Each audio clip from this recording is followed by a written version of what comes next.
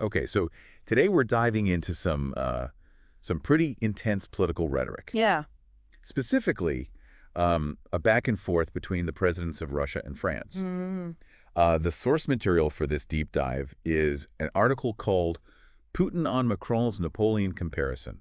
Mm. And I think what's so interesting about this is how historical comparisons are used. Yeah. Like they can be wielded like weapons, Right. to sway public opinion. And that's what we're going to try and unpack today. Absolutely. And the historical parallel that Putin draws in this case is it's incredibly potent both for its symbolism and its resonance with the Russian psyche. So to kind of set the stage a little bit, Macron had just given this televised address Right. where he basically called Russia a threat Yeah. to Europe and to France, and even went so far as to say that they were going to open up a strategic debate about bolstering the protection of European allies, specifically using France's nuclear deterrent. Now, this is coming amidst the ongoing conflict in Ukraine, which has already really ratcheted up the tension between Russia and the West.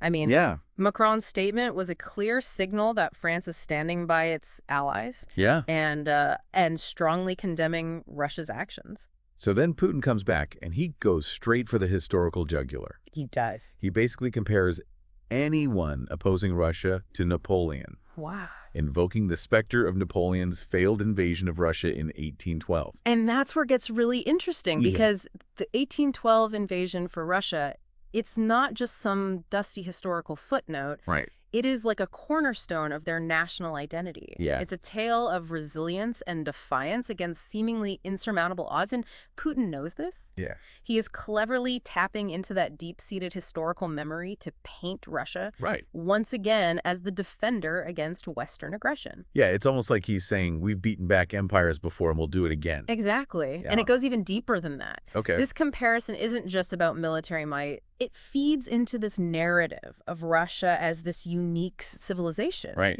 Distinct from the West, possessing a spiritual strength that outsiders just don't grasp.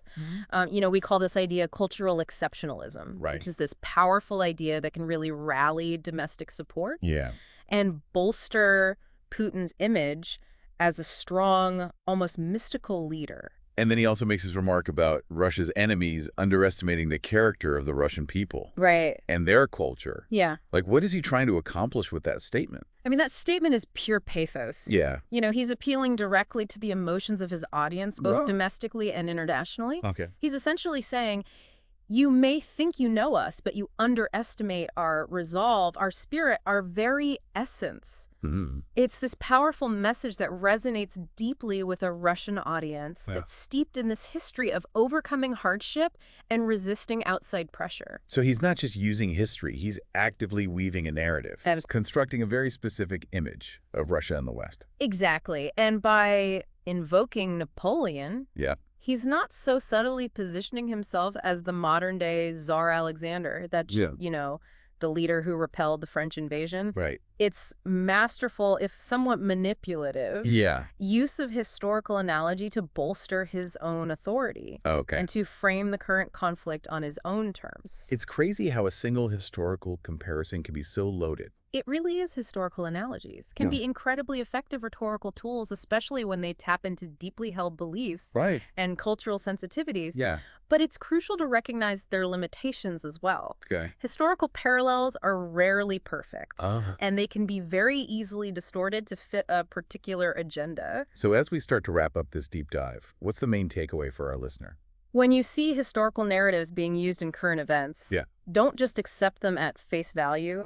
Dig deeper, ask questions whose interests are being served by this particular interpretation of history.